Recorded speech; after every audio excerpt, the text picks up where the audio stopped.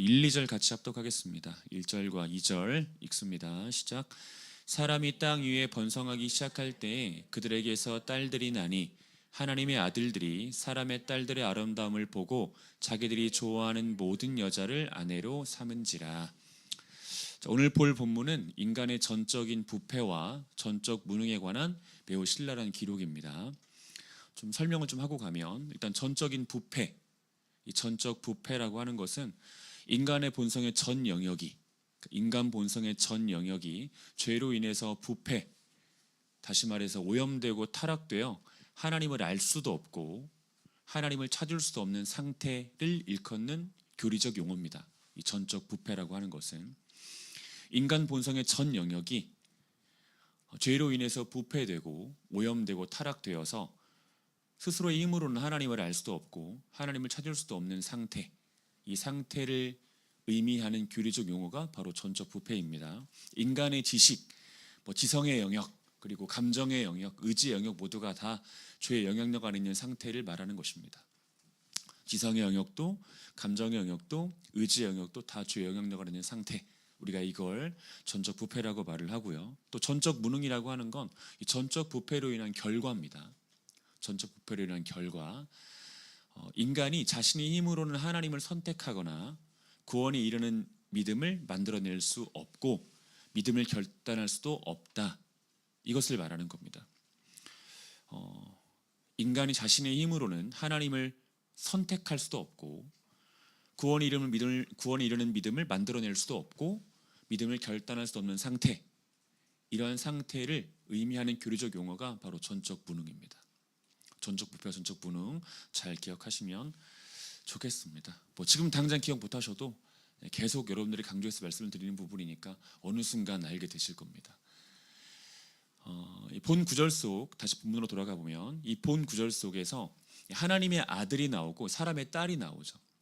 하나님의 아들과 사람의 딸이 결혼했다고, 혼인했다고 이야기를 하는데, 일단 우리가 하나님의 아들이 누구인지 또 사람의 딸이 누구인지 정리해보고 가겠습니다. 그게 이제 세 가지 해석이 있습니다. 하나님의 아들이 누구고 사람의 딸이 누구인지에 관해서 크게 세 가지 해석이 있어요. 첫 번째는 하나님의 아들은 천사다, 그리고 사람의 딸은 사람이다, 이런 해석이 있습니다. 오늘 여러분들에게 나눠드린 이 종이에 보면 제가 오자와 탈자를 좀 많이 냈거든요. 이해 좀 해주시고요. 어쨌든 첫 번째 이 견해, 첫 번째 해석은 하나님의 아들은 천사고 사람의 딸은 사람이다, 이런 견해와 해석이 있습니다. 두 번째 견해와 해석은 하나님의 아들은 셋의 후손이고 사람의 딸은 가인의 후손이다, 이런 견해와 해석이 있어요. 그리고 마지막 세 번째 견해와 해석은 하나님의 아들은 세상 권력자, 자측 신의 아들이고 사람의 딸은 말 그대로 사람의 딸이다, 이런 해석과 견해가 있습니다. 크게 이 세 가지 해석과 견해가 있습니다. 이 중에서 우리 교회는 두 번째 해석과 견해를 선택합니다. 두 번째 해석과 견해를. 그러면 첫 번째 해석과 견해, 이 두 번째 해석과 견해를 선택하지 않는 이유는 무엇일까? 제가 간략하게 좀 설명을 드리면, 일단 이 첫 번째 견해, 다시 말해서 하나님의 아들은 천사고 사람의 딸은 사람이다라고 하는 견해를 선택하지 않는 이유는 그 세 가지 이유가 있어요. 첫 번째는 이러한 해석과 견해가 이 성경에 근거한 해석이나 견해가 아니라 에녹서라고 하는 외경에 근거한 해석과 견해이기 때문이에요. 에녹서라고 하는 외경에 근거한 해석과 견해이기 때문에 우리 교회가 이걸 채택하거나 받아들이지 않는 거고요.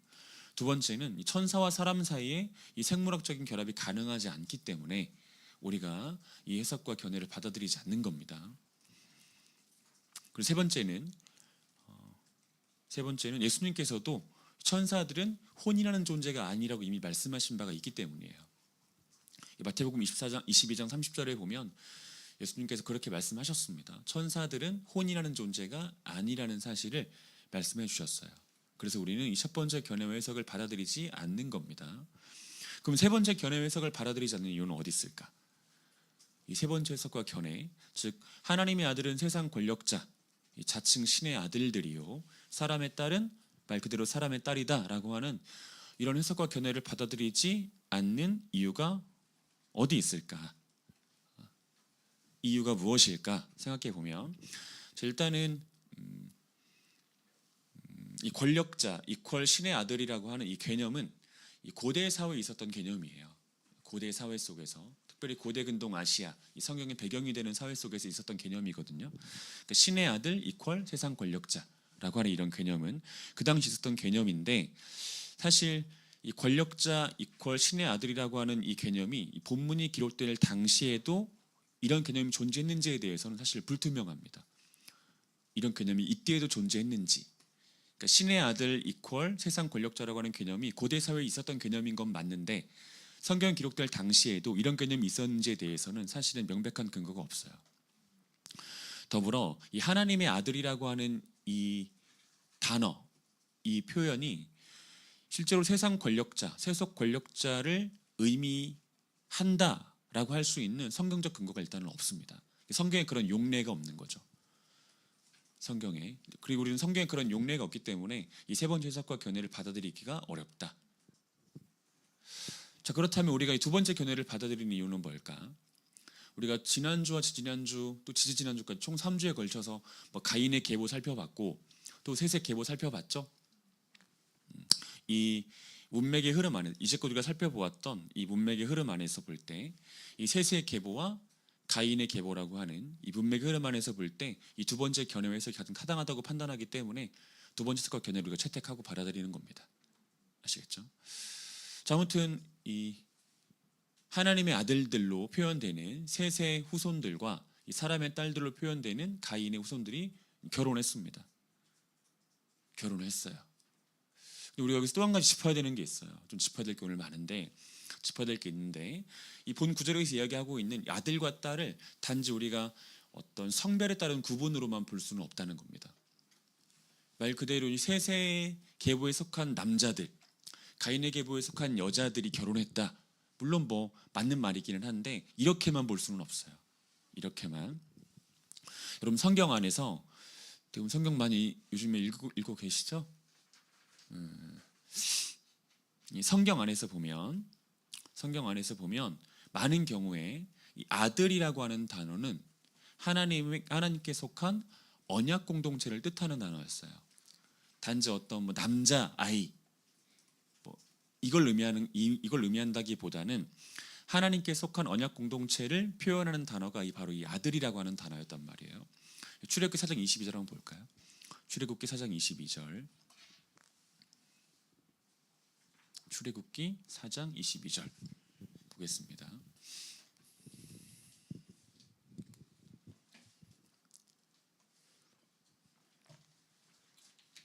출애굽기 4장 22절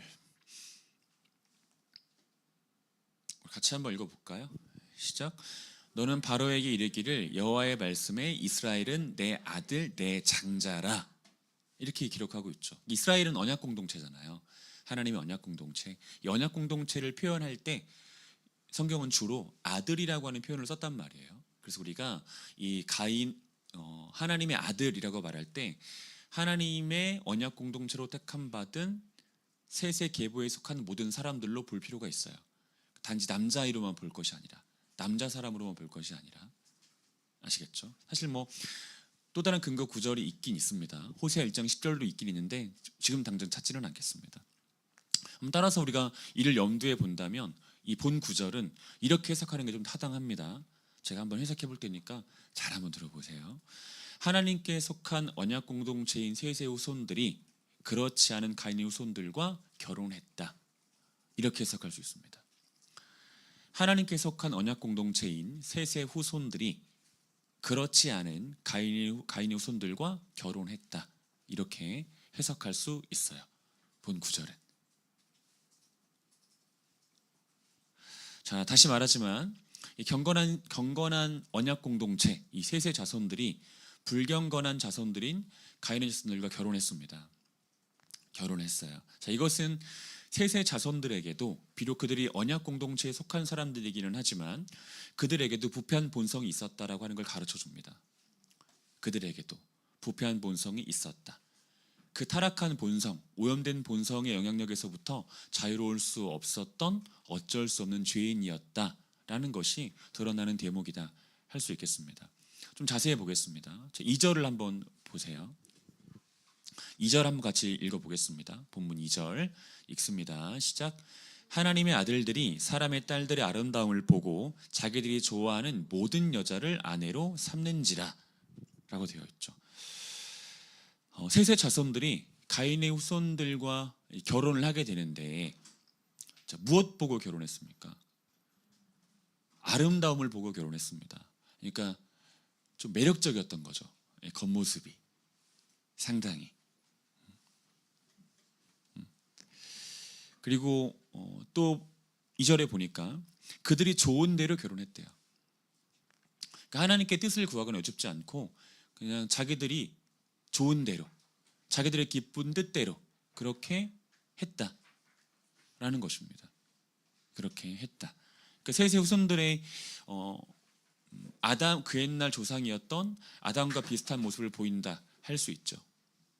그들의 조상인 아담과 비슷한 모습을 보이고 있다 할 수 있습니다. 그러니까 어쩔 수 없는 그들도 아담의 후손이었다라고 하는 걸 가르쳐 주는 거예요.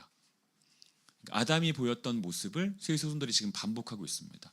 눈에 보이는 것에 사로잡히고 자기들의 뜻대로 행하는 이 셋의 자손들의 모습과 그 옛날 아담의 모습이 일치한다 할 수 있습니다.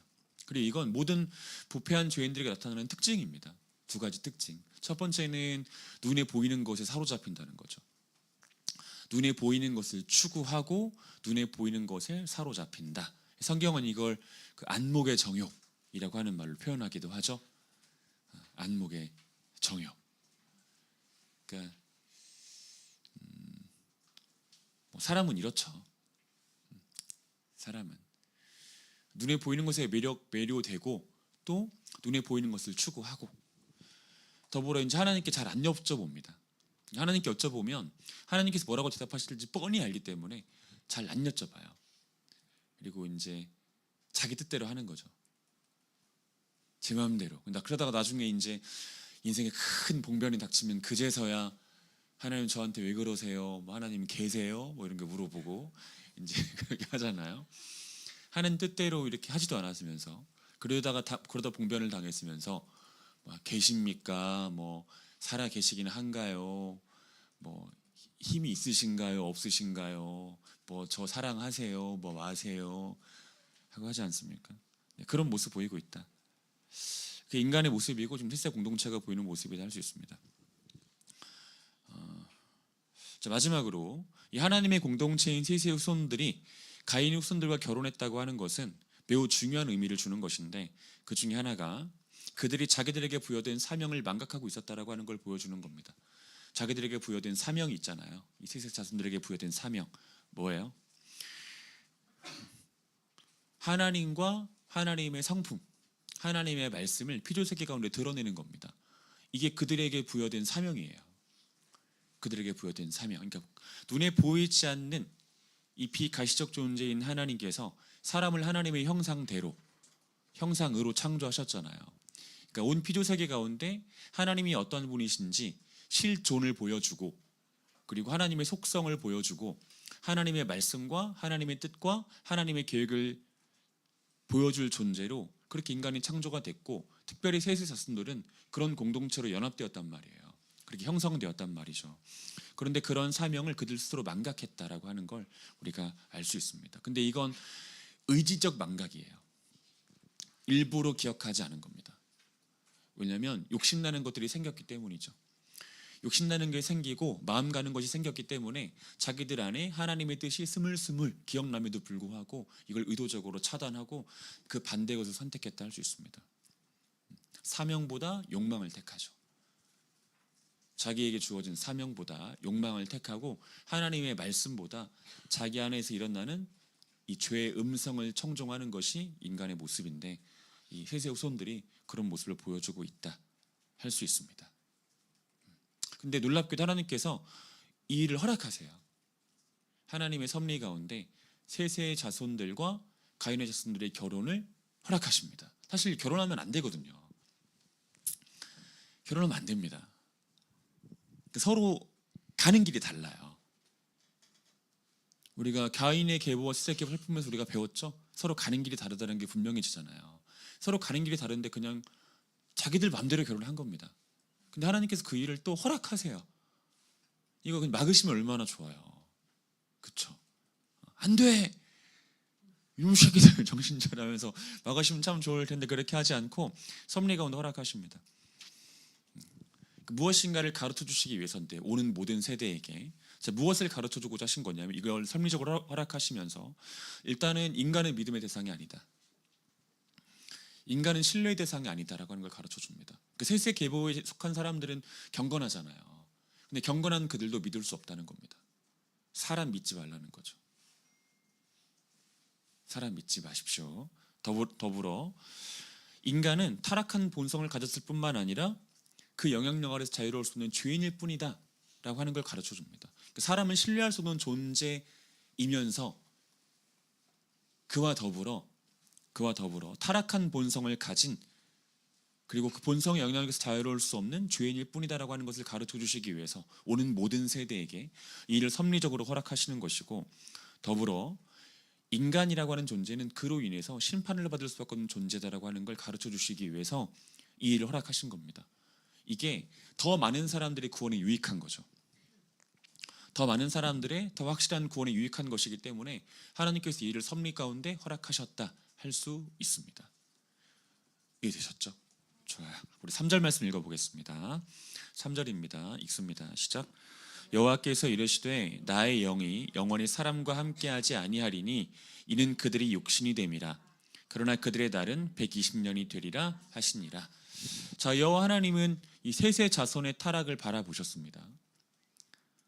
자기들의 좋은 뜻대로, 자기들 마음대로, 욕망대로 가인의 후손과 결혼해버린, 그리고 하나님께서 부여하신 사명을 지키기는커녕 자기 욕망에 충실한 삶을 살아버린 이 셋의 자손들의 타락을 바라보셨어요. 그리고 뭐라고 말씀을 하시냐면 나의 영이 영원히 사람과 함께하지 않을 것이다 라고 말씀하셨습니다. 굉장히 좀 가슴 아픈 이야기죠. 무슨 뜻일까? 보면 그들의 죄악을 내버려 두시겠다는 뜻입니다. 그들의 죄악을 내버려 두시겠다 이런 뜻이에요. 자, 그렇다면 하나님께서 이들의 죄악을 내버려 두시겠다고 결정하신 이유는 뭘까? 이거 제가 한 4가지로 정리를 한번 해드릴게요. 첫 번째는 방금 직전에 언급해드렸던 그런 겁니다. 인간은 믿음의 대상이 아니고 한낱 죄인일 뿐이다. 더불어 인간은 심판의 대상일 뿐이다라고 하는 걸 가르쳐 주시기 위해서요. 모든 세대들에게요. 오는 모든 세대 이걸 가르쳐 주시기 위해서 하나님께서 셋의 자손들의 타락을 섭리 가운데 내버려 두신 겁니다. 첫 번째 이유고, 두 번째 이유는 하나님의 이런 죄에 대한 허락과 내버려 두심이 누군가의 구원을 촉진하기 때문이에요. 누군가의 구원을 촉진하기 때문입니다. 그러니까 하나님께서 어떤 한 시대의 죄악을 내버려 두시면서 우리가 생각할 때 하나님이 정말 선하시지 않다, 혹은 하나님이 무능한 건 아닐까라는 생각을 하게 되잖아요. 그렇죠? 그러니까 세상에서 일어나는 어떤 비극적인 사건들이나 이 타락한 죄들, 이런 것들 하나님께서 그냥 방치하시는다고 느껴질 때가 있잖아요. 그냥 내버려 두시는 것이 아닐까 판단될 때가 있지 않습니까? 그럼 하나님께서는 왜 그렇게 하시는 건가요? 실제로 무능하셔서 그런 건가요? 아니면 손이 짧아서 그런 건가요? 아니면 귀가 어두워서 사람들의 기도를 듣지 못하시는 건가요? 그게 아니라 하나님의 그러한 섭리적 내버려 두심이 누군가의 구원을 촉진하기 때문인 거예요. 누군가의 성경에 보면 그 예가 굉장히 많은데 제가 몇 가지를 한번 들려드려 보겠습니다. 우리 시편 32편 3절 볼게요. 시편 32편 3절. 시편 32편 3절.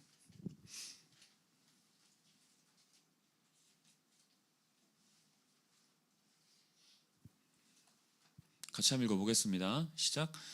내가 입을 열지 아니할 때 종일 신음함으로 내 뼈가 쇠하였도다. 이게 누가 쓴 시냐면 다윗이 쓴 시예요. 근데 이게 다윗이 자기의 죄악을 자기가 감지하고,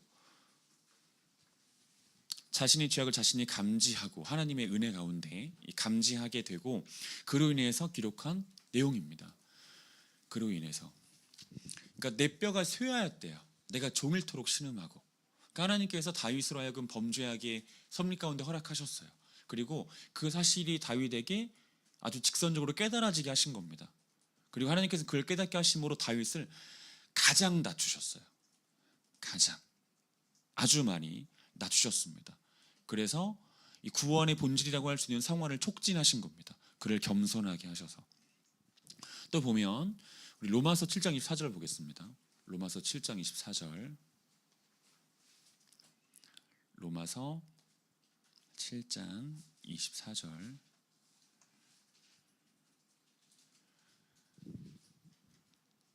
이게 아주 죄인들이 많이 하는 고백인데 한번 같이 읽어보겠습니다. 24절입니다. 시작. 오라 나는 곤고한 사람이로다. 이 사망의 몸에서 누가 나를 건져내랴. 사실 이 바울이라는 사람은 율법, 즉 토라와 율법에 따른 여러 가지 세부 규칙들, 이 할라카를 완벽하게 지킨 사람이란 말이에요. 거의 완벽에 가깝게. 그러니까 사실 모든 인간들을 통틀어서 어쩌면 가장 죄가 덜한 사람일 수 있단 말이죠. 통상적인 개념에서의 죄요. 이게 가장 덜한 사람일 수 있고 실제로 사도가 된 다음에 그의 삶은 그래도 가장 온전한 삶이라고 말할 수 있는 삶이었단 말이죠. 하지만 이 바울 역시도 하나님의 은혜 가운데 자신의 죄를 깨닫게 됩니다. 그리고 하나님께서는 바울도 이 죄를 짓는 것을 섭리 가운데 허락해 주신 영역이 있었던 거죠. 바울에게도. 그리고 바울이 그 사실을 깨닫게 되면서 이렇게 고백한 겁니다. 자기 자신을 곤고한 사람이라고, 사망의 몸이라고 그렇게 규정하죠. 그렇게 이야기합니다. 그러면서 아까 다윗과 마찬가지로 하나님께서는 이 바울이 범죄하도록 섭리 가운데 허락하시고, 그리고 바울에게 그것을 깨닫게 하심으로 그의 상황을 역시 또 촉진시키세요. 지극히 겸손하게 하시고 하나님만 의존하게 하시면서. 그래서 바울이 이러한 고백 이후에 했던 고백이 로마서 8장 1절이죠. 로마서 8장 1절 읽어보겠습니다. 1, 2절까지 읽어보겠습니다. 시작. 그러므로 이제 그리스도 예수 안에 있는 자에게는 결코 정죄함이 없나니 이는 그리스도 예수 안에 있는 생명의 성령의 법이 죄와 사망의 법에서 너를 해방하였습니다. 성령님을 의존하게 됩니다. 성령님을 더욱더 자신의 죄, 하나님의 섭리 가운데 내버려둠 당한 자신의 죄, 이 죄를 인식하게 되면서 지극히 겸손해지고 오히려 성령님만 붙잡게 되어지는 이 은혜를 경험하게 되는 거예요. 그래서 하나님께서 이 일을 다윗과 바울에게 함께 행하셨다, 이렇게 할 수 있습니다. 더불어 또 한 가지를 좀 찾아보면 우리 에스라 보겠습니다. 에스라, 평상시에 잘 안 찾는 책인데 에스라 9장 3절 보겠습니다. 에스라 3절. 네, 에스라 3절 같이 읽겠습니다. 시작. 내가 이 일을 듣고 속옷과 겉옷을 찢고 머리털과 수염을 뜯으며 기가 막혀 앉으니 라고 되어 있죠. 이게 어떤 배경 속에서 기록된 내용이냐면 이스라엘 백성들이 이방인들과 자포납니다. 그러니까 마치 오늘 우리가 보고 있는 창세기 6장의 배경과 비슷해요. 6장의 상황과. 그러니까 언약 공동체인 이스라엘이 이방인들과 서로 자포난단 말이죠. 그리고 그 이야기를 학자 에스라가 듣게 됩니다. 이 학자였던 에스라가 듣게 되고 하나님 앞에 이런 기도를 하는 거예요. 이런 태도를 보이는 겁니다. 속옷과 겉옷을 찢었어요. 그 옷을 하나만 찢어도 이게 애통함의 표현이죠. 근데 속옷도 찢었대요. 이거 얼마나 애통했다는 거예요. 더 이게 좀 오버스러운 게 아닐까 생각이 드는 분도 있는데 머리털과 수염을 뜯었답니다. 수염 뜯겨봤어요? 안 나죠? 전 나거든요. 그 수염 이렇게 뜯으면 이 머리카락 뜯는 것과는 비교가 안 됩니다. 이 고통이라고 하는 게. 그렇죠, 경제님. 이 비교가 안 돼요. 이 수염을 뜯는 고통과 이 머리카락 뜯는 고통은 비교가 안 되죠, 사실. 근데 이걸 했답니다. 왜 이렇게 한 건가요? 그죠? 그러니까 애통하고 비통한 거예요. 그러니까 언약 공동체인 이스라엘 백성들에게는 사명이 있는데 이 사명을 망각하고 자기 욕망대로 행하는 모습들을 이제 보게 된 겁니다. 실제로 이게 이방인들과의 자포는 무엇을 의미하는 거냐면 오늘 본문에 나타나는 셋의 후손들과 가인의 후손들과 자폰도 마찬가지이기는 한데 이게 단지 그냥 서로 다른 민족 간에 결혼했다, 아니면 서로 다른 족속 간에 결혼했다, 그런 차원의 문제가 아니라 서로 다른 신을 섬겼던 사람들이 섞였다는 뜻이에요. 다시 말해서 혼합주의가 일어났다라는 뜻이란 말이에요. 영적인 음란인 거죠. 영적인 혼합주의가 일어났다, 이런 의미인 건데 이 에스라가 이런 사실을 듣게 되고 또 목격하게 되면서 이런 애통함의 표현을 하고 있는 겁니다. 그럼 에스라가 이렇게만 하고 가만히 있었을까요? 그렇게 하지 않죠. 백성들에게 율법을 가르치고 하나님 말씀을 전하고 그들을 도전합니다. 그래서 그들로 하여금 그 죄에서 돌이키게 만들어요. 하나님께서는 이스라엘 백성들의 그런 죄들을 섭리 가운데 내버려 두시면서 이방인들과 자폰을 내버려 두시면서 오히려 그들과 이방인 모두를 하나님 앞에 돌아오게 하는 에스라를 통해서 이런 은혜를 또 경험시켜 주시는 거죠. 그러니까 하나님께서 어떤 하나의 죄에 대해서 이 섭리 가운데 내버려 두실 때는 한번 죽어봐라 이런 뜻이 아니에요. 니네 죄 지었어? 어디 한번 죽어봐. 목을 쪼르고 막 이런 게 아니라고요. 그런 게 아니라 어떤 이들을 구원하시기 위해서고요. 택하신 자들 안에 있는 성화를 촉진시키시기 위해서입니다. 그래서 그들의 죄를 내버려 두시는 거예요. 세상의 시대의 죄를 내버려 두시는 것이기도 하고. 그러니까 여러분 세상에서 들려진 여러 가지 비참하고 비극적인 소식들이 있잖아요. 근데 우리가 신자들은 이제 하나님께 당연히 기도해야죠. 그 비극적인 사건과 비극적인 일들이 끝나도록. 그러니까 뭐 비근한 예를 들어보면 최근에 있었던 미국과 이란의 그 전쟁 빨리 끝나도록 기도해야죠. 그러지 않겠습니까? 또 뉴스를 통해서 보도되어지는 수많은 비참한 사건들, 이 사건들 보면서 우리가 이런 사건들이 더 이상 일어나지 않기를 놓고 기도해야죠. 신자들은 당연히 그렇게 해야 되는 겁니다. 하지만 더불어 우리가 신자라고 하면 또 한 가지를 기억해야 되는데 하나님께서 이 일을 왜 허락하셨는가를 기억해야 돼요. 섭리 가운데 왜 내버려 두셨는가를 기억해야 됩니다. 그건 일단 신자들을 하나님 앞에 세우시기 위해서예요. 그래서 그들을 하나님 앞에 세우시기 위해서고 그들 안에 있는 성화를 촉진시키시기 위해서다. 이렇게 볼 수 있습니다. 그리고 성화가 촉진된 그들을 통해서 무사람들이 하나님의 뜻을 더욱더 분명히 알게 하시기 위해서다. 라고 할 수 있어요. 알겠죠? 그 몇 년 전에 코로나 사태가 있었잖아요. 이게 2020년에 있었죠? 코로나가 벌써 횟수로 6년 전이네요. 참 시간이 빨리 갑니다. 그때 이제 한국교회 위기설이, 원래 한국교회는 항상 위기설이 있었는데 위기설이 있었죠. 그 이유가 뭐였죠? 모이지 못하니까. 근데 우리가 그래서 많은 사람들이 하나님께서 한국교회를 심판하신 것이다. 어떤 면에서 볼 때 이렇게 말하기도 했지만 사실은 뭐 그런 징계라고 볼 수는 있어도 사실 심판이라고 보기는 어렵다고 저는 생각을 했거든요. 징계와 심판은 엄연히 다른 거니까.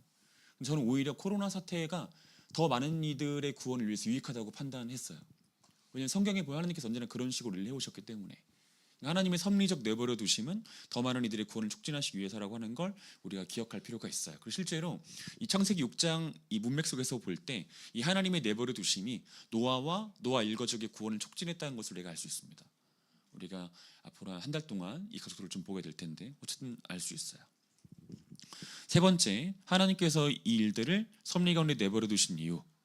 그 이유는 죄의 허락과 내버려 두심 이후에 일어날 심판을 통해서 오는 모든 세대에게 하나님의 심판과 공의를 드러내기 위해서다 할 수 있습니다. 결국 이 죄를 내버려 두시고 하나님께서 이후에 하신 일은 심판이었죠. 전 지구적 심판을 행하시지 않았습니까? 그래서 하나님께서는 이 죄를 정수리까지 차게 하시면서 끝내 그 죄를 심판하시고 하나님의 공의와 심판을 드러내셨다. 또한 그 일을 위해서 이 일을 섭리 가운데 참으신 것이다 할 수 있습니다. 네 번째는 하나님의 구원사역, 이 구속사역의 방식에는 존재 혹은 사건에 대한 의도적인 내버려두심이 포함된다라고 하는 걸 가르쳐 주시기 위해서예요. 하나님의 구원사역은 우리가 생각할 때 그냥 복음을 전하는 것으로만 확장된다고 생각하지만 실제로 그렇지 않고 그것뿐만 아니라 어떤 죄악을 내버려 두시는 것으로도 하나님의 구원사역은 확장됩니다. 하나님의 구원사역은 이게 하나님의 일이 놀라움이고 신비죠. 잘 기억하시면 좋겠습니다.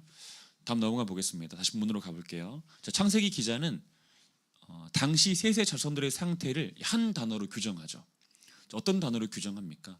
육신이라는 단어로 규정합니다. 이 육신이라는 단어를 히브리어로 바사르라고 합니다.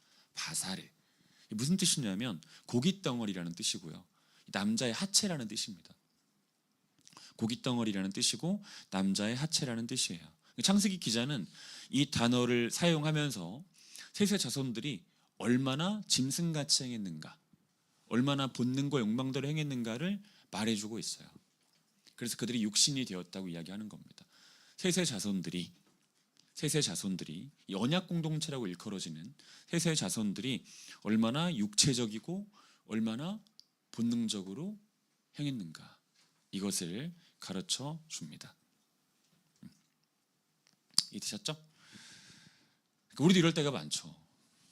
우리도 육체로 행할 때가 많죠. 우리도 다 그리스도인들인데 저만 육체로 행할 때가 많네요. 여러분 다 고상하고 아무튼 그럴 때가 많습니다. 우리가 이 구절을 읽을 때마다 혹시 우리가 육체가 되어버린 상태로 살아가는 것은 아닌지에 대한 점검이 필요하겠죠. 다시 본절로 돌아가 보면, 자, 여호와 하나님은 셋의 자손들의 타락을 몇 년 동안 내버려 두시겠다고 말씀하십니까? 120년 동안 내버려 두시겠다고 말씀하십니다. 그리고 여기서 그들의 날이라고 하는 이 말은 그들이 주인 노릇하며 사는 날이라는 뜻이에요. 그들이 자기 자신에게 주인 노릇하며 사는 날, 이 날을 120년 동안 허락하시겠다, 이렇게 말씀하십니다.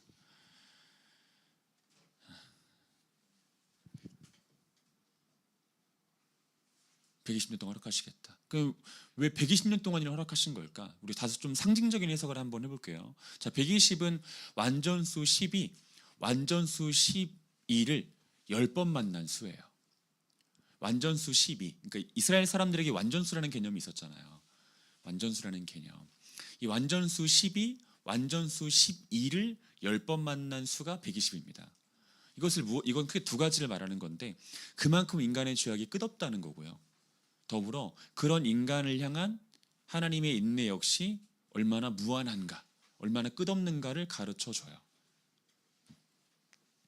가르쳐줍니다. 실제로 하나님은 택하신 이들에 대한 인내가 무한하시죠. 택하신 이들에 대한 인내가. 한 번씩 하나님께서 우리들의 죄 때문에 징계하시기는 하지만 그렇다고 해서 하나님께서 안 참으신 건 아니에요. 참으셔서 징계입니다. 안 참으셨으면 심판이죠. 참으셨기 때문에 그냥 땅콩 한 대 때린 건데, 하나님의 중지가 워낙 커가지고 우리한테 아플 때가 있는 것 뿐이에요. 땅콩 때리는 소리 너무 커서. 그리고 우리는 너무 엄살도 심하고 그래가지고 아프다고 느끼는 것 뿐인 거지, 하나님께서 택하신 이들의 죄에 대해서 이렇게 인내하십니다. 견디고 인내하시죠. 하나님의 견인입니다. 4절 말씀 읽겠습니다. 4절 읽겠습니다. 시작. 당시의 땅에는 네피림이 있었고 그 후에도 하나님의 아들들이 사람의 딸들에게로 들어와 자식을 낳았으니 그들은 용사라 고대의 명성 있는 사람들이었더라. 자, 네피림 나옵니다. 네피림. 제가 예전에 우리 진영자매를 네피림이라고 되게 많이 놀렸었거든요. 한 몇 년을. 근데 회개합니다. 잘한 일은 아니에요. 자, 네피림이 나오는데, 이 네피림이라고 하는 이 단어는 떨어지다, 그리고 공격하다는 뜻의 히브리어 나팔에서 유래하는 말입니다. 무슨 뜻이냐면 타락한 자, 폭력자, 공격자, 약탈자, 이런 뜻이에요. 이 네피림이라는 단어는 이런 뜻을 갖고 있습니다. 타락한 자, 폭력자, 공격자, 약탈자, 이런 뜻을 가지고 있어요. 그리고 오랫동안 이 많은 교회들에서 네피림은 거인들, 장대한 족속들로 해석되고 가르쳐져 왔습니다. 그래서 제가 지정자매님을 네피림이라고 눌렀던 거죠. 이 거인, 장대한 자 그런 뜻을 자매에게 제가 듬뿍 주면서 너는 네피림이다, 이렇게 이야기를 했었는데, 제가 네피림이었던 거죠. 그녀를 그렇게 무고하게 공격했다는 사실만으로. 어쨌든 뭐 존중할 만합니다. 이 전통적으로 있어왔던 그런 해석은 존중할 만하기는 하지만, 사실 문맥을 살펴볼 때 보다 정확하고 적합한 해석은 죄악으로 부풀어질 대로 부풀어진, 또 비대해질 대로 비대해진 셋과 가인의 후손들 중에 지배계층이라고 볼 수 있습니다. 여기서의 네피림은 죄악으로 인해서 부풀 대로 부풀어진 지배계층, 욕망에 따라서 비대해질 대로 비대해진 이 지배계층, 당시 시대 속에 셋의 계보에 속한 지배계층, 가인의 계보에 속한 지배계층 이렇게 볼 수 있습니다. 여기서 말하는 네피림은 그와 더불어 용사를 또 기록하고 있죠. 용사. 이 용사라는 존재는 그런 네피림이 다스리는 세상 속에서 필연적으로 나올 수밖에 없던 존재를 가리키는 거예요. 이런 네피림들이 지배하는 세상, 이 욕망과 이 죄로 비대해질 대로 비대해지고 부풀 대로 부풀어진 사람들, 이런 사람들이 다스리는 세상에서 필연적으로 나올 수밖에 없는 어떤 특정한 사람들을 말합니다. 이 용사라는 사람들은. 그러니까 문자 그대로 받아들이면 안 되고 좀 시니컬한 표현을 이렇게 받아들여야 되는 거죠. 이 용사라고 하는 표현은 이런 겁니다. 하나님과 다투는 사람이에요. 되게 비꼬는 표현인 거죠. 되게 냉소적인 표현인 겁니다. 여기서 말하는 용사가 실제로 그 멋진 용사를 말하는 게 아니라 강한 용사 말하는 게 아니고 하나님과 싸우는 사람들이에요. 하나님과 싸우는 사람들. 자기들을 다스리는 네피림들과 함께 세상의 이치를 폭력, 약탈, 압제, 약육 강식으로 만들어가는 사람들. 이런 사람들이 이 본 구절 속의 용사입니다. 멋진 용사가 아니고 나쁜 용사를 말하는 거예요. 자, 죄악으로 인해서 부풀 대로 부풀어진 이들이 다스리는 세상 속에서 이런 사람들은 필연적으로 등장할 수밖에 없어요. 그리고 이 시대가 그것을 증명해주고 있죠. 그러니까 죄악으로 욕망으로 비대해질 대로 비대해진 이 거인이 되어버린 사람들이 다스리는 이 시대 속에 하나님을 대적하는 수많은 사람들이 출몰하잖아요. 그것을 우리들에게 그대로 보여주고 있다 할 수 있습니다. 이해되셨죠? 좋아요. 5절 말씀 읽어보겠습니다. 5절입니다. 읽습니다. 시작. 여호와께서 사람의 죄악이 세상에 가득함과 그의 마음으로 생각하는 모든 계획이 항상 악할 뿐임을 보시고. 제가 오늘 성경 공부 시작하면서 오늘 살펴볼 구절이 인간의 전적 부패와 전적 무능에 대한 신랄한 기록이다라고 말씀을 드렸잖아요. 특별히 이 5절이 그렇습니다. 5절이. 자, 5절을 우리가 좀 구체적으로 한번 주석해 보도록 할게요. 먼저 첫 번째, 죄악이 세상에 가득함과라고 하는 표현이 있죠. 이 기록이 있습니다. 죄악이 세상에 가득함과. 이것은 무엇을 말하는 것이냐 하면 죄악의 편재성이죠. 죄가 없는 곳이 없다는 겁니다. 죄가 없는 곳이 없다. 그 노아 시대에 있었던 홍수 심판이 이제 어떤 이들은 이제 그 셋과 가인의 후손들이 살았던 일부 지역에 국한된 심판이었다 이렇게 말하는 사람들이 있어요. 또 다른 어떤 사람들은 이 전 지구적인 심판이었다 이렇게 말하기도 하거든요. 여러분 생각에는 어떠세요? 전 지구적인 심판입니다. 전 지구적인 심판. 그러면 하나님께서는 왜 전 지구적인 심판을 내리신 거예요? 전 지구가 다 죄로 오염되어 있었기 때문이에요. 그러니까 학자들마다 견해차게 얘기는 하지만 사실 대부분의 학자들은 이 창세기 6장의 배경이 되는 이때에 거의 대부분의 지역에 사람이 살았을 거라고 봐요. 지구 대부분의 지역이 사람들이 살았을 거라고 봅니다. 그리고 사람들이 살았던 모든 지역이 다 죄로 오염됐을 거라고 봐요. 사람들이 살면 죄로 오염됩니다. 사람만이 아니라 그 피조 세계 자체가 죄로 오염돼요. 사람이 살면. 자, 일단 죄악의 세상이 가득함과라고 하는 이 기록은 죄악의 편재성을 가르쳐주는 기록입니다. 죄가 없는 곳이 없다. 지금도 마찬가지죠. 죄가 없는 곳이 없습니다. 그래서 하나님의 최후 심판 역시 전 지구적인 심판이 될 수밖에 없고 하나님의 심판에서 피할 수 있는 곳은 한 군데도 없게 될 겁니다. 다 죄로 오염되어 있기 때문에. 두 번째, 그의 마음으로 생각하는 모든 생각과 계획이 라고 하는 기록과 표현이 있습니다. 자, 이건 인간의 내면의 전적인 타락과 오염을 보여줘요. 마음으로 생각하는 모든 생각이 다 악하답니다. 여러분들은 어떠세요? 뭐 좋은 생각 안 합니까? 하나도요? 그래요? 그런 주위에게 그 점검과 브릿지를 받아야 되는 이윤 권사님은 그래요? 좋은 생각이라고는 눈곱만큼도 안 하나요? 거의 안 합니까? 조용히 하세요. 더 말하면 큰일 날 것 같으니까 조용히 하세요. 우리 인혁 형제님은 어떠세요? 인혁 형제님은 제가 공증할 수 있습니다. 그 인혁 형제님은 그 죄의 오염이 그나마 좀 덜해요.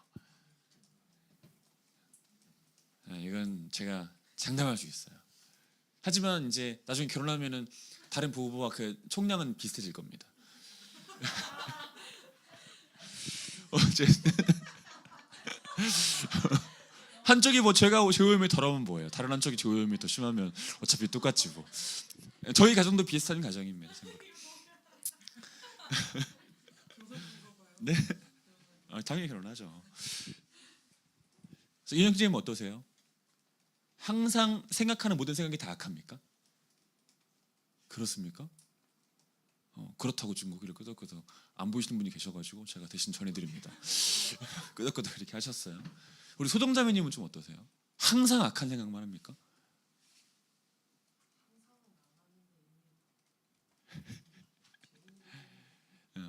이게 사실 무슨 말이냐면 항상 악한 생각을 한다는 게 생각하는 것마다 죄될 생각만 한다는 얘기가 아니라 인간의 모든 생각 가운데 다 죄가 묻어있다는 걸 말하는 거예요. 다 죄가 묻어있다고. 그러니까 100% 순수한 동기라는 건 존재하지 않는다고요. 100% 순수한 동기라는 건 존재하지 않는다고요. 여러분 제가 목사잖아요. 제가 그리고 목회를 하고 있지 않습니까? 이 더바빌 교회 얼마나 행복한지 몰라요. 너무 감사하고 고맙습니다. 여러분들이 저를 행복하게 해주고 있어요. 고마워요. 진짜 고마워요. 근데 이제 그런 여러분들을 대하는 제 마음에 악이 묻어있을 것 같으세요? 안 묻어있을 것 같으세요? 당연히 묻어있죠. 당연히 묻어있습니다. 이런 마음이 있는 거죠. 어떻게 이 사람들을 잘 한번 이렇게 해가지고 내가 좀 이렇게 뭐 좀 뽑아 먹어봐야 되겠다. 이런 생각. 콩고물을 좀 내가 얻어 먹어봐야 되겠다. 내가 가만히 있어봐요. 내가 병기 아버님을 잘 이렇게 어떻게 구슬려가지고 이 새치어를 구슬려서 봄동을 더 뜯어먹겠다. 뭐 이런 그 닭들이 단 그 싱싱한 계란을 내가 언젠가 또 이렇게 얻어먹고 말겠다. 이런 내적인 은밀한 그 동기가 있을 수 있다는 거예요. 물론 병기 아버님을 향한 저의 마음은 정말 사랑이죠. 하지만 온전한 사랑이 아니자라는 얘기죠. 사실 너무 실망하지 마세요, 병기 아버님. 왜냐하면 모두가 그렇답니다. 여기 있는 존재하는 모두가 다 저뿐만 아니라 모두가 다 세상에 믿을 놈이 없어요. 아무튼 그 얘기입니다. 그 이야기예요. 그러니까 인간이 하는 모든 생각에 다 죄가 묻어 있습니다. 그러니까 이걸 인정하지 않으면 안 돼요. 전적 부패. 여기서부터 예외되는 사람은 단 한 사람 없다는 걸 인정해야 됩니다. 그래야 자신의 성화가 촉진돼요. 겸손해야 촉진됩니다. 겸손하지 않고 교만하기 시작하면 절대 성화가 촉진되지 않아요. 절대. 아시겠죠? 제가 늘상 말씀드리는 것처럼 인간의 성화는 돼지꼬리처럼 이루어집니다. 이게 되게 안타깝고 아쉽고 힘든 부분이죠. 그냥 이렇게 쭉 하면 얼마나 좋아요. 쭉 그냥 이렇게 가면 성화가, 그리고 또 계단 하다못해 계단식으로라도 가면 얼마나 좋습니까? 근데 이제 꼭 돼지꼬리처럼 성한단 말이에요, 인간이. 그러니까 정점 찍은 것 같은데 내려오고, 올라가는 것 같은데 뒤로 갔다가 다시 또 내려오고, 그러다가 또 올라오고, 이걸 무한히 반복하거든요. 무한히. 물론 저 같은 사람은 돼지꼬리가 정말 큰 사람이고 이제 그런 사람인데, 어쨌든 그러면 그럼 언제 올라가나요? 이게 언제 올라갑니까? 자신의 실존과 실체를 깨달을 때예요. 그리고 하나님 앞에 지극히 겸손해질 때고, 그로 인해 하나님만 의존할 때입니다. 이럴 때 성화가 촉진돼요. 근데 그러지 않고 내 힘으로 무엇인가 해보려 하고 내 지혜로 무엇인가를 계획해 보려고 하면 그때부터 성화는 촉진되지 않아요.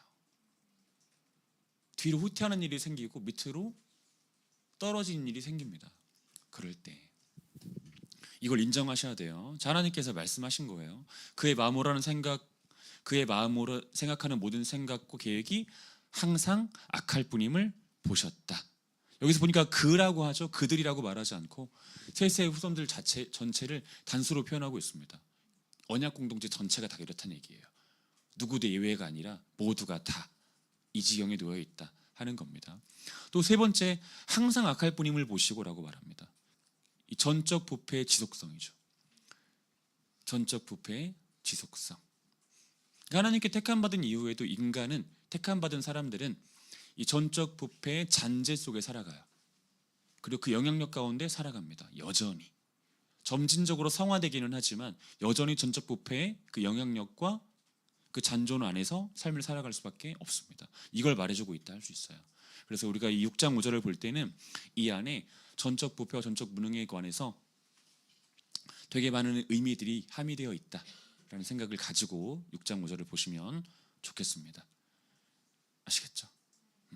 자, 6절 말씀 읽겠습니다. 6절 읽습니다. 시작. 땅 위에 사람 지으셨음을 한탄하사 마음에 근심하시고. 자, 하나님은 인간의 죄악으로 인해 한탄하시고 마음에 근심하셨습니다. 이게 옛날 성경에는 후회하셨다고 기록이 되어 있어가지고 하나님이 후회하신 하나님이다 이렇게 말하기도 하지만 사실은 그렇게 먹썩 좋은 번역이라고 보기엔 좀 어렵습니다. 이 한탄이라는 번역이 훨씬 더 좋은 번역이에요. 자, 이 6절에서의 한탄은 히브리어로 나함이에요. 나함. 그리고 이 히브리어 나함은 인간적인 차원에서의 후회가 아니라 죄악에 대한 하나님의 경건하고 공의로운 반응으로서의 깊은 탄식을 말해요. 여기서의 한탄은 깊은 탄식이요. 후회가 아니라 탄식입니다. 더불어 하나님께서 근심하셨다고도 기록하고 있죠. 근심하셨다. 이게 히브리어로 아차부거든요. 아차부. 극도의 고통과 슬픔입니다. 그 의미는 극도의 고통과 슬픔. 이 창세기 기자는 이 아차부, 이 근심이라는 단어를 사용함으로써 여호와 하나님께서 죄악에 대해 극도의 고통과 슬픔을 느끼셨다고 하는 걸 말해주고 있어요. 이 죄악에 대해서 하나님께서 극도의 고통과 슬픔을 느끼셨다.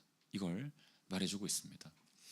여러분, 참된 회심과 참된 회개는 무엇이냐? 이렇게 질문할 때 우리가 마땅히 해야 되는 답은 뭐냐면 인간의 죄로 인한, 특히 나의 죄로 인한 하나님의 고통과 슬픔으로 인한 처절한 고백과 기도가 바로 회심이요 회개예요. 그러니까 단지 천국 가고 싶고 지옥 가기 싫어서 자기의 죄를 반성하는 차원으로 하는 건 엄밀한 의미에서 참된 회심과 회개라고 보기 어려워요. 참된 회심과 회개는 나의 죄 때문에 한탄하시고 근심하신, 극도의 고통을 경험하신 이 하나님의 마음에 동참하는 겁니다. 그 하나님 마음이 오롯이 깨달아지고 그 하나님께 죄송한 마음을 갖기 시작하는 것이 회심이고요. 최초의 일이.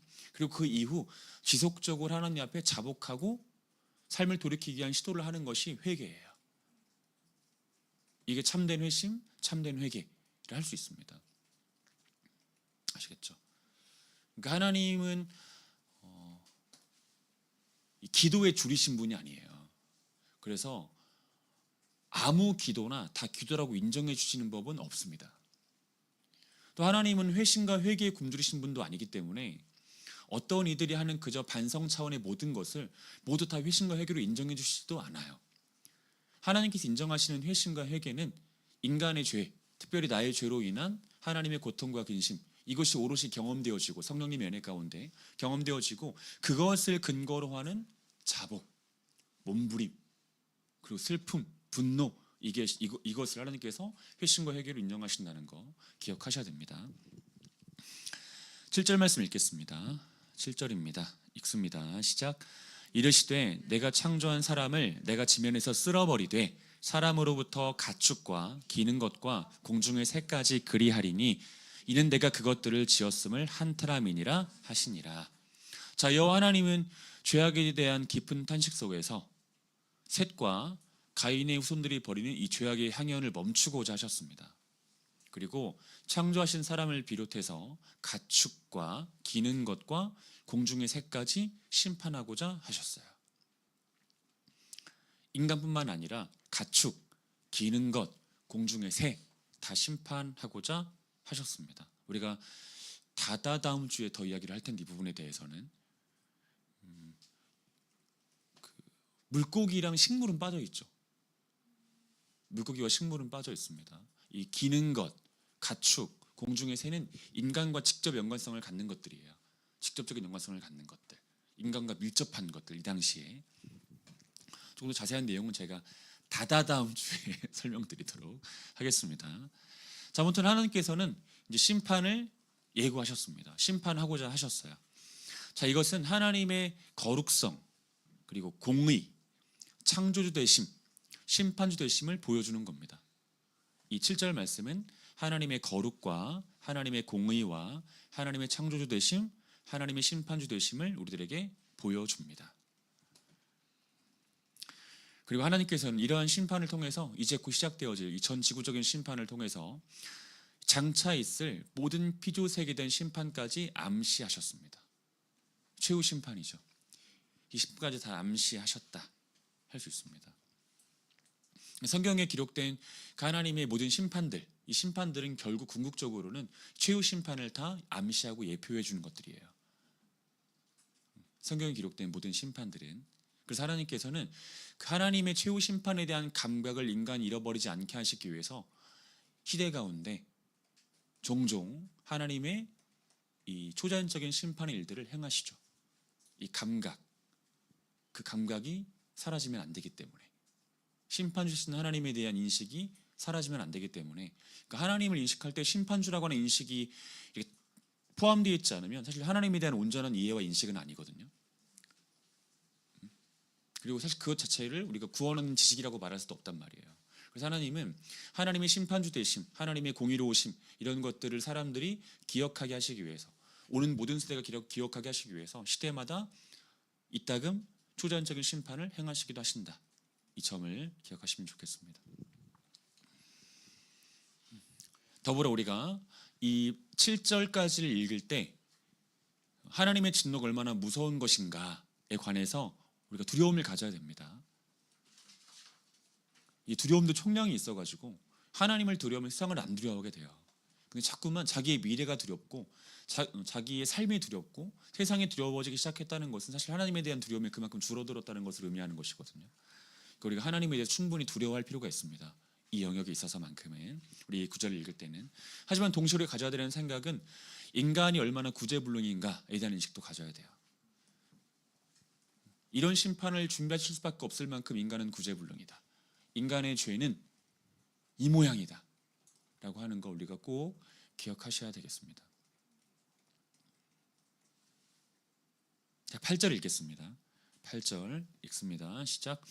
그러나 노아는 여호와께 은혜를 입었더라.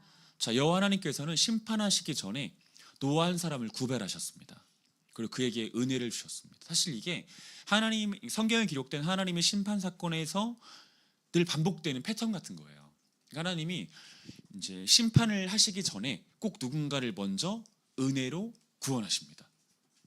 은혜로 택하세요. 그리고 그 다음에 심판하세요. 대표적으로 소돔과 고모라 심판하시기 전에 하나님께서 누구를 구별하십니까? 은혜로 롯이죠. 롯. 이렇게 구별하시잖아요. 하나의 패턴이라고 볼 수 있습니다. 자, 하나님께서 전 지구적인 심판, 홍수 심판 내리시기 전에 노아 한 사람을 구별하셨어요. 그리고 그에게 은혜를 주셨습니다. 우리가 8절에서 발견해야 되는 가장 중요한 메시지는 하나님의 무조건적인 선택, 주권적인 선택이에요.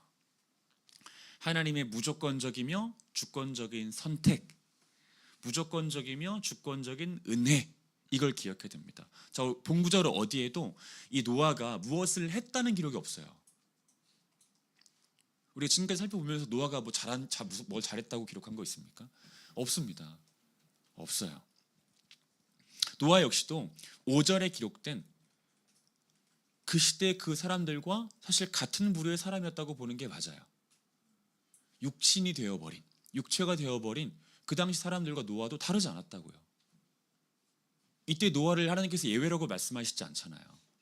이때 노아는 그런 노아였습니다. 그런 노아.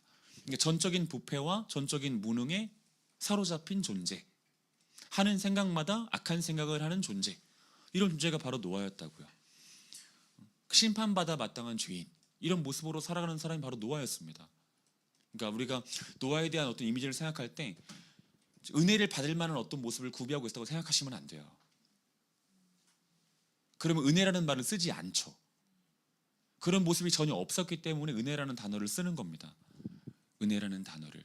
은혜라는 단어는 한 사람이 어떤 일을 했고 그 일에 대한 합당한 사례가 은혜가 아니라 받을 만한 것이 전혀 없는데 무엇인가가 베풀어졌을 때 우리는 그걸 은혜라고 성경을 기록하고 있다는 걸 알고 있잖아요. 노아 역시도 전적 부패와 무능에 사로잡힌 사람이었고 육체가 되어버린 무사람들과 하등 다르지 않은 사람이었다. 이렇게 볼 수 있습니다. 이렇게. 그런데 하나님께서 그를 일방적으로 선택하셨어요. 무조건적인 선택입니다. 뭘 잘해서 선택한 것이 아니고 어떤 꺼리가 있어서 선택하신 것이 아니에요. 일방적으로 선택해 주신 겁니다. 하나님의 기쁘신 뜻이죠. 에베소서의 말씀을 빌리자면 하나님의 기쁘신 뜻대로 노아를 선택하시고 그에게 은혜를 베풀어 주신 겁니다. 특별히 여기서 보니까 은혜를 입었더라라고 되어 있죠. 은혜를 입었더라. 그의 어떠한과는 전혀 상관없이 하나님께서 입히신 거예요. 그에게 입히신 겁니다. 은혜를. 하나님의 일방적이면서도 무조건적인 은혜, 이렇게 볼 수 있습니다. 우리 모두가 다 그렇게 택함 받은 사람들이에요. 우리가 뭐 잘한 거 있나요? 없습니다.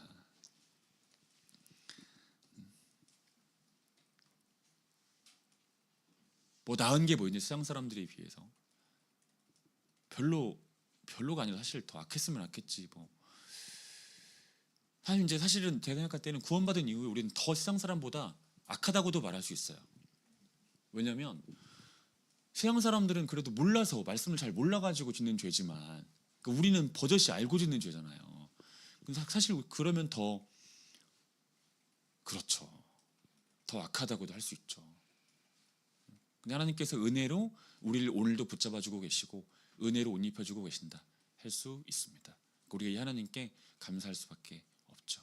아무튼 노한 사람이 구별되었고요. 은혜 가운데. 그리고 끝내 그는 그의 가족들과 함께 생명을 보존받게 됩니다. 우리 다음 시간 좀 살펴보겠지만 노한 사람을 통해서 이제 그의 가족들이 구원을 받게 되어지는 생명을 보존받게 되어지는 그 은혜가 생겨요. 언약 공동체 출현입니다. 우리 다음 주에는 그 내용들을 한번 살펴보도록 하겠습니다.